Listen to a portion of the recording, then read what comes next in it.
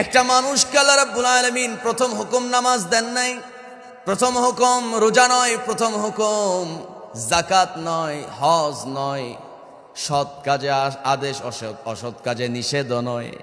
প্রথম হুকুম কিছুই না, জিহাদ না। প্রথম হুকুমটা কি? আমার বন্ধুগণ যারা পারেন একটু ঠোঁট মিলিয়ে মিলিয়ে আমার সঙ্গে পড়ুন, ইকরা বিসমি রাব্বিকাল্লাযী খালাক, খালাকাল ইনসানা মিন আলাক, ইকরা ওয়া রাব্বুকাল আকরাম আল্লাযী আল্লামা বিল কলম, আল্লামাল ইনসানা মা লাম ইয়ালাম। একটু জোরে বলা যাবে নাকি আল্লাহু আকবার? আমার বন্ধুগণ, আল্লাহ রাব্বুল আলামিন ভ্রণ তথ্যের কথা স্মরণ করায় দিয়া, মানুষ সৃষ্টির তথ্যের কথা স্মরণ করায় দিয়া আল্লাহ রাব্বুল আলামিন বান্দাকে নামাজের কথা বলেন নাই। মানুষ সৃষ্টির রহস্যের কথা মানুষকে স্মরণ করায় দিয়া আল্লাহ যাকাতের কথা বলেন নাই।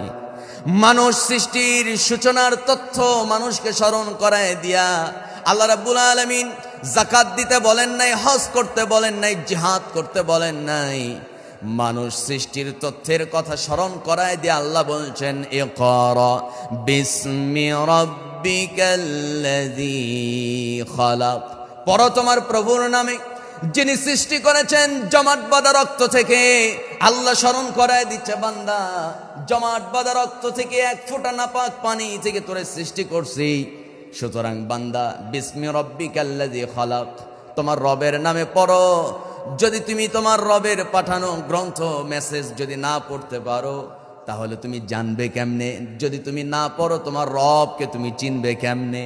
রবকে চেনার জন্য পড়ার দরকার আছে না নাই? কথা কয় না, আছে না নাই?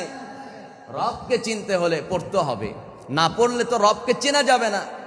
রবকে না চিনে, সৃষ্টিকর্তাকে না চিনে, সৃষ্টিকর্তার পরিচয় না জেনে আপনি যত বড় মুফতি হন, যত বড়ই আপনি পরহেজগার হন, কিছুই হতে পারেন নাই। রবকে না চিনলেন ইবাদতের ভিতরে মজা পাওয়া যাবে না। যাবে নাকি? আসতে কবে না যাবে? সৃষ্টির কথা, সৃষ্টির সেই শুরুর কথা স্মরণ করা দিয়ে আল্লাহ বলছেন পড়ো। না পড়লে তোমার রবকে তুমি চিনতে পারবে না। রবকে না চিনে ইবাদতে মজা পাওয়া যাবে না।